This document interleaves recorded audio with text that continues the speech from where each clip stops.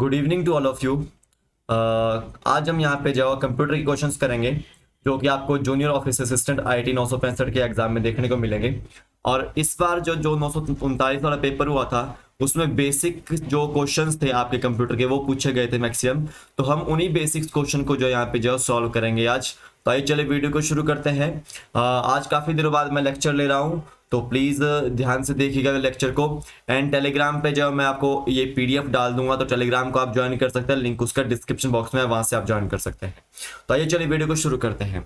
तो चैप्टर हमारा जो रहने वाला है आज वो हमारा कंप्यूटर मेमोरी का जो चैप्टर रहने वाला है। कंप्यूटर मेमोरी का जो यहाँ पे हम जो है चैप्टर यहाँ पे करने वाले हैं। तो सिंपल सी बात है, तो कंप्यूटर मेमोरी जो है वो आपका कंप्यूटर सिस्टम का एक इंपॉर्टेंट पार्ट रहता है। कंप्यूटर सिस्टम का जो इंपॉर्टेंट पार्ट रहता है कौन सा? Computer memory. ठीक है, सिंपल ध्यान दीजिएगा कि कंप्यूटर मेमोरी में होता क्या है कि असल में हम जो डाटा होता है या इंस्ट्रक्शंस होता है जो जिस समय प्रोसेसिंग करते हैं डाटा की या फिर आउटपुट रिजल्ट चाहिए होते हैं तो वो कहाँ स्टोर होता है आपका? वो कंप्यूटर मेमोरी के अंदर जो स्टोर रहता है। इसको याद रखना है। ठीक है, तो यहाँ पे इसको याद रखना है कि जो स्टोरेज होती है वो आपका लिमिटेड पीरियड ऑफ टाइम के लिए ही होती है। लिमिटेड पीरियड ऑफ टाइम के लिए जो है आपकी ये होती है और इसको हम जो एक्सटेंड इंस्टेंटली जो आपके एक्सटेंड जो पीरियड कर सकते हैं। उसका जो पीरियड है वो टाइम पीरियड है आपका एक्सटेंड जो कर सकते हैं। ठीक है, तो सिंपल ध्यान दीजिएगा कंप्यूटर मेमोरी रिस्पॉन्सिबल है storing data on temporary and permanent basis. कि जो आपका कंप्यूटर जो मेमोरी है वो टेम्पररी और बोथ परमानेंट बेसिस पे जो स्टोर करने के लिए डाटा को जो स्टोर करने के लिए यूज होती है। इसको ध्यान दीजिएगा। आप देखिए यहाँ पे computer memory store data and instructions required during the processing of data and output results। तो सिंपल सी बात है, कंप्यूटर मेमोरी क्या करती है? वो डाटा को स्टोर करती है, इंस्ट्रक्शंस को स्टोर करती है जो रिक्वायर्ड होती है जिसमें डाटा को प्रोसेस किया जा रहा है या फिर आउटपुट जो है वो मिल रहा है आपको। ठीक है, देना होता है कंप्यूटर को। तो सिंपली आपको याद रखना है, ये स्टेटमेंट आपको याद रखनी है, आपके एग्जाम में आती है। आप देखिए यहाँ पे storage capacity, access modes, access time, physical characteristics and permanence of storage are the parameters of memory। तो सिंपल ध्यान दो, पैरामीटर्स क्या क्या है मेमोरी के। तो मेमोरी के पैरामीटर्स आपको यहाँ पे देखने को मिल रहे हैं कि एक तो स्टोरेज कैपेसिटी की बात यहाँ पे हुई है कि आपका जो मेमोरी कितनी है, मेमोरी का साइज कितना है, ये रिप्रेजेंट करता है स्टोरेज कैपेसिटी की साइज ऑफ मेमोरी को ये रिप्रेजेंट जो कर रहा है कि कितनी कैपेसिटी है इंटरनल मेमोरी में या मेन मेमोरी में। और वो स्टोरेज कैपेसिटी को मेजर किया जाता है आपका बाइट्स में। किसमें? बाइट्स में मेजर किया जाता है। तो सिंपल ध्यान दीजिएगा, storage capacity measures in bytes. अब देखिए एक्सेस मोड्स क्या होता है? A memory is comprised of various memory locations. तो देखो मेमोरी क्या होती है, सिंपल उसकी एक अलग अलग जो मेमोरी लोकेशंस आपको देखने को मिलती है। The information from these memory locations can be accessed randomly, sequentially and directly। तो जो उनकी इंफॉर्मेशंस हैं, ठीक है, उनको हम एक्सेस कर सकते हैं। ठीक है, उनको हम एक्सेस जो कर सकते हैं तो आपका वो एक्सेस मोड है। अब यहाँ पे देखिए एक्सेस टाइम क्या है असल में कि एक्सेस करने के लिए कितना जो टाइम रिक्वायर्ड है, कितना जो है आपका टाइम वहां पे मिल रहा है, तो आपका वो एक्सेस टाइम है। The access time is the time required between the desired modes for a read और write operation till the date is data is made available और return at the desired location. तो simple से यहाँ पे बोला गया है कि ये एक तरह से जाओ रीड और राइट ऑपरेशन जिस समय हो रहा है तो उस समय उनको रीड करने के लिए रिटर्न करने के लिए जो आपका जो एक्सेस टाइम लग रहा है वो यहाँ पे बात हो रही है। ठीक है, अब देखिए फिजिकल कैरेक्टरिस्टिक्स में क्या बात हो रही है, तो यहाँ पे डिवाइसेस को लेकर जो यहाँ पे बात हो रही है। ठीक है, 4 मेन कैटेगरीज में आपको यहाँ पे डिवाइसेस बांटे गए हैं। पहला है इलेक्ट्रॉनिक, ठीक है, फिजिकल कैरेक्टर्स में इलेक्ट्रॉनिक है, फिर आपका दूसरा है आपका मैग्नेटिक है, तीसरा आपका जो मैकेनिकल है, ठीक है, और चौथा आपका है ऑप्टिकल। ये आपके जो 4 कैटेगरीज में जो है जो फिजिकल कैरेक्टरिस्टिक्स डिवाइसेस को जो बांटा गया है। ठीक है, परमानेंस ऑफ स्टोरेज, तो जो आपका परमानेंस है स्टोरेज का वो जनरली मैग्नेटिक मटेरियल यूज होता है आपका। और यहाँ पे आपका जो परमानेंस ऑफ स्टोरेज आपका यानी कि ये आपका रिक्वायर्ड भी है फ्यूचर यूज के लिए। सिंपल, इसको याद रखना है। अब देखिए storage capacity, access mode, access time, physical characteristics, permanence of storage, ये पैरामीटर्स हैं मेमोरी के, इसको आपने ध्यान देना है। अब देखिए the capacity of internal memory और main memory can be expressed in, जो आपकी इंटरनल मेमोरी और मेन मेमोरी है उसकी जो कैपेसिटी हम किस में मेजर करते हैं, एक्सप्रेस करते हैं नंबर ऑफ वर्ड्स में या फिर बाइट्स में, नंबर ऑफ वर्ड्स में या फिर बाइट्स में मेजर करते हैं। अब देखिए the memory unit that communicates directly with the CPU, जो आपकी मेमोरी यूनिट जो डायरेक्टली जो सीपीयू के साथ कम्युनिकेट करती है उसको क्या बोलेंगे आप, मेन मेमोरी बोलेंगे। क्या बोलेंगे उसको, मेन मेमोरी बोलेंगे, या फिर इंटरनल मेमोरी बोलते हैं, ठीक है, या फिर प्राइमरी मेमोरी भी हम इसको जो बोलते हैं। जो मेमोरी डायरेक्टली जो सीपीयू के साथ जो कम्युनिकेट करती है वो आपकी मेन मेमोरी है या फिर इंटरनल मेमोरी है या फिर प्राइमरी मेमोरी होती है, ठीक है। ये आपको याद रखना है, इसको याद रखना है। अब देखिए जो आपकी मेन मेमोरी होती है वो आपकी वोलेटाइल नेचर की भी होती है, ठीक है। वोलेटाइल नेचर की मतलब क्या है इसका कि देखो अगर आपका जो पावर ऑफ हो गया कंप्यूटर तो कंटेंट जो आपका जो लॉस्ट हो जाएगा। तो जो मेन मेमोरी है वो आपकी वोलेटाइल नेचर की है, लेकिन मैं ये प्राइमरी मेमोरी यहाँ पे नहीं बोलूँगा कि ये वोलेटाइल नेचर की है, क्योंकि प्राइमरी मेमोरी में आपकी जो रैम भी आती है और रोम भी आता है।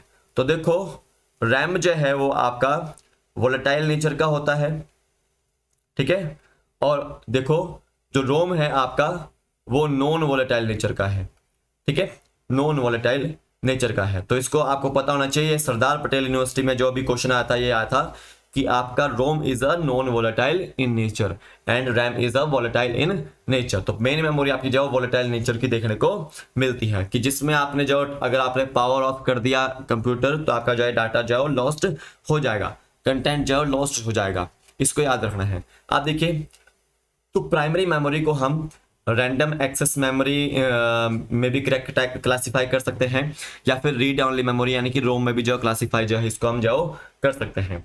आप देखिए रैंडम एक्सेस मेमोरी रैम जिसको बोलते हैं, क्या बोलते हैं इसको, रैम बोलते हैं। तो यहाँ पे याद रखो ये रीड और राइट दोनों करती है, ठीक है, ताकि जो सीपीयू है उसको अलाउ करते हैं रीड एंड राइट करने के लिए, ठीक है, डाटा एंड इंस्ट्रक्शंस को रीड एंड राइट करने के लिए, ठीक है। तो रैंडम एक्सेस मेमोरी जो रीड एंड राइट मेमोरी इसको यहाँ पे बोला जाता है, ठीक है। यहाँ पे याद रखना है जो रैम होती है वो आपका टेम्पररी स्टोरेज के लिए होती है। किसके लिए, टेम्पररी स्टोरेज के लिए होती है। किसके लिए, इनपुट डाटा के जो टेम्परेरी स्टोरेज के लिए जो है ये यूज होती है, ठीक है, या फिर आउटपुट डाटा के लिए जो टेम्परेरी स्टोरेज के लिए जो यूज होती है, ठीक है। और ये इंटरमीडिएट रिजल्ट्स जो आपको प्रोवाइड करती है। तो सिंपल रैंडम एक्सेस मेमोरी एक तरह से टेम्परेरी स्टोरेज है, या फिर हम इसको बोल सकते हैं ये वोलेटाइल नेचर की है। क्या बोल सकते हैं इसको, वोलेटाइल नेचर की है। तो RAM is a volatile in nature, RAM is a volatile in nature. आप देखिए random access memory categorise into dynamic random access memory जिसको हम डी रैम बोलते हैं, और आपका स्टैटिक रैंडम एक्सेस मेमोरी जिसको हम क्या बोलते हैं, एस रैम बोलते हैं। तो यहाँ से इस बार 939 में क्वेश्चन बना होता, वेरी इंपॉर्टेंट बनता है क्वेश्चन ये, ठीक है। रैंडम एक्सेस मेमोरी में दो टाइप्स हैं, डी रैम है और आपका जो एस रैम है। यहाँ पे ऊपर देखिएगा डी रैम के बारे में बात करते थोड़ा सा। तो डायनामिक रैंडम एक्सेस मेमोरी इसको बोलते हैं, ठीक है। यहाँ पे ये जो आपका है डी रैम है ये मेमोरी सेल्स का बना हुआ है। किसका बना हुआ है, मेमोरी सेल्स का बना हुआ है। और इसका जो ईच सेल होता है, ईच सेल ये आपका जो one capacitor and one transistor का बना हुआ है, वन ट्रांजिस्टर का बना हुआ है, ठीक है। इसको आपने याद रखना है। तो देखो यहाँ पे एक कैपेसिटर यूज हो रहा है, यहाँ पे एक ट्रांजिस्टर यूज हो रहा है। दूसरा आपको याद रखना है कि डी रैम जो है आपका वो रिफ्रेश भी होता है, ठीक है, रिफ्रेश भी होता है और ये कंटिन्यूअली जो स्टोर करता है इंफॉर्मेशन को। और डी रैम जो होता है आपका वो स्लोअर भी होता है, ठीक है, लेस एक्सपेंसिव भी है और ये लेस स्पेस को भी ऑक्यूपाई जो करता है, ठीक है। इसको याद रखना डी रैम के बारे में। अब देखो यहाँ पे एस रैम के बारे में बात करता है, स्टैटिक रैंडम एक्सेस मेमोरी के बारे में बात करते हैं। तो स्टैटिक रैंडम एक्सेस मेमोरी में आपको याद रखना है ये आपका एक्सपेंसिव है, ठीक है, more expensive faster than D RAM. D RAM से फास्टर कौन सा है? एस रैम है। मोर एक्सपेंसिव कौन सा है? आपका एस रैम है। जैसे डी रैम को रिफ्रेश जाओ बार बार होता था, तो ये आपका जाओ कभी भी रिफ्रेश नहीं होता है। ये बोल सकता है कि जाओ इसको जाओ रिफ्रेश करने की जरूरत जाओ नहीं पड़ती पीरियोडिकली, ठीक है, इसको याद रखना है। इसको आपने याद रखना है। और यहाँ पे देखो कैपेसिटर का यूज नहीं होता, यहाँ पे कैपेसिटर का यूज नहीं होता। यहाँ पे जो आपके मल्टीपल जो ट्रांजिस्टर्स थे उसका यूज होता है। मल्टीपल ट्रांजिस्टर्स का यहाँ पे जो यूज देखने को मिलता है। D RAM S RAM. तो ये आपके जो डायनेमिक रैम और स्टैटिक रैम के बारे में आपको क्वेश्चन आते हैं। Dynamic RAM is slower, less expensive and occupies less space, ठीक है, on the computers motherboard. whereas static RAM is more expensive and faster than dynamic RAM and it not needs to be refreshed periodically। इसको जाओ static RAM को जाओ refresh होने के लिए जाओ जरूरत नहीं पड़ती पीरियोडिकली, ठीक है, इसको ध्यान देना है। अब याद देखिए रीड ऑनली मेमोरी के बारे में, रोम के बारे में हम यहाँ पे बात करेंगे। तो रीड ऑनली मेमोरी को हम क्या बोल सकते हैं? नॉन वोलेटाइल मेमोरी बोल सकते हैं, या फिर परमानेंट स्टोरेज वाली मेमोरी भी जो इसको जो यहाँ पे बोला जाता है, ठीक है। रैंडम एक्सेस मेमोरी जो थी आपकी वो कैसी है? वो वोलेटाइल मेमोरी है। कैसी है वो? वोलेटाइल मेमोरी है। और इसको हम जो टेम्पररी मेमोरी भी बोल सकते हैं, टेम्पररी स्टोरेज के लिए। लेकिन जो रोम है वो परमानेंट स्टोरेज की मेमोरी है। इसको हम क्या बोल सकते हैं? नॉन वोलेटाइल मेमोरी भी बोल सकते हैं। क्या बोल सकते हैं इसको? नॉन वोलेटाइल मेमोरी इसको जो है हम बोल सकते हैं। इसको याद रखना है, ठीक है। नॉन वोलेटाइल का मतलब क्या है कि अगर आपने जो स्विच ऑफ भी कर दिया है, पावर ऑफ भी कर दिया है, तो भी आपका जो डाटा जो लूज नहीं होगा। तो रोम आपकी नॉन वोलेटाइल नेचर की देखने को मिलती है। यहाँ से आपको क्वेश्चन बनता है, वेरी इंपॉर्टेंट मार्क जो है इसको कर लीजिएगा, काफी बार पूछा है HPSSC द्वारा junior office assistant IT exam में। अब देखिए ROM can have data and instructions return to it only one time, it has only read capacity. तो रोम के पास जो यहाँ पे याद रखना है ओनली रीड कैपेसिटी होती है, ये आपका राइट नहीं करता, ये ओनली जो रीड ही जो करता है, ठीक है। तो रोम को हम जो कैटेगराइज करते हैं प्रोग्रामेबल रीड ओनली मेमोरी यानी कि पी रोम में, erasable programmable read only memory यानी कि ईपी रोम में, या फिर electrically erasable programmable read only memory EEPROM में, ईईपी रोम में, ठीक है। पी रोम, ईपी रोम और ईईपी रोम, ठीक है। तो सिंपल ध्यान दो, रोम को हमने 3 टाइप से जो कैटेगराइज यहाँ पे किया है। अब यहाँ पे ध्यान दीजिएगा कि programmable read only memory is a non volatile in nature. Once a program has been programmed its content can never be changed. Simple ध्यान दीजिएगा, प्रोग्रामेबल रीड ओनली मेमोरी आपकी जो नॉन वोलेटाइल नेचर की, क्योंकि ये आपकी रोम है। क्या ये रोम है? अगर आपने कोई भी प्रोग्राम जो प्रोग्राम्ड कर दिया तो उसके कंटेंट को आप चेंज नहीं कर पाओगे according to programmable read only memory में, ठीक है, ठीक है, इसको याद रखना है। आप देखिए यहाँ पे erasable programmable read only memory की बात करते हैं, तो ये सिमिलर है आपकी read only programmable read only memory से। तो EP ROM is equal similar to P ROM, ठीक है, but it can be erased, जहां पे जो कंटेंट है वो इरेज्ड किया जा सकता है बाय स्ट्रॉन्ग अल्ट्रावायलेट लाइट की वजह से। तो स्ट्रॉन्ग अल्ट्रावायलेट लाइट अगर आप एक्सपोज करते हैं किसी भी जो कंटेंट के ऊपर तो वो इरेज जाओ किया जा सकता है, ठीक है। यहाँ पे कंटेंट को चेंज किया जा सकता है, इसीलिए हम जाओ ईपी रोम को हम जाओ UVEP रोम भी बोलते हैं। Ultraviolet erasable programmable read only memory भी जो हम यहाँ पे बोलते हैं। ये आपका क्वेश्चन बनता है, इंपॉर्टेंट है, आपको एग्जाम पॉइंट ऑफ व्यू से इसको ध्यान देना है।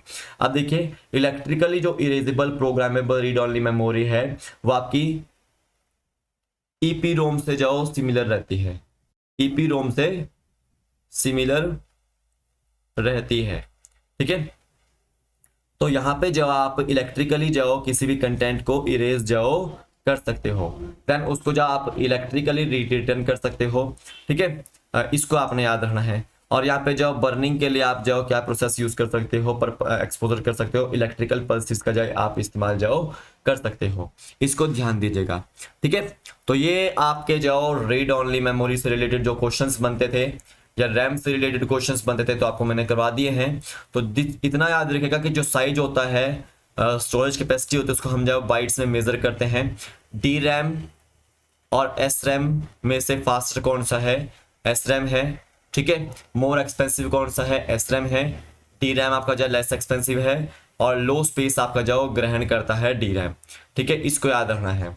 ठीक है, यहाँ से आपको क्वेश्चन आता है, रैम आपकी जो वोलेटाइल मेमोरी है, वेयर एज रोम आपकी नॉन वोलेटाइल मेमोरी है। इसको ध्यान देना है, यहाँ पे आपको जो अच्छे से ध्यान दीजिएगा। ठीक है, तो ये थे आज के क्वेश्चंस आपके इंपॉर्टेंट, जो लेक्चर्स मैंने आपको जो काफ़ी दिनों बाद करवाया है। तो आई होप अगर आपको समझ नहीं आया हो तो प्लीज़ जो आप मुझसे कमेंट सेक्शन में जरूर पूछेगा। जूनियर ऑफिस असिस्टेंट की जो पूरी की पूरी प्लेलिस्ट है वो आपको जो Shubham GK trick YouTube channel पर मिल जाएगी। ठीक है, तो अभी के लिए फिलहाल इतना ही है। कल फिर मिलता हूँ एक नए वीडियो के साथ, तब तक के लिए जय हिंद, जय भारत, आपका दिन शुभ हो, जय हिंद। थैंक यू वीडियो देखने के लिए।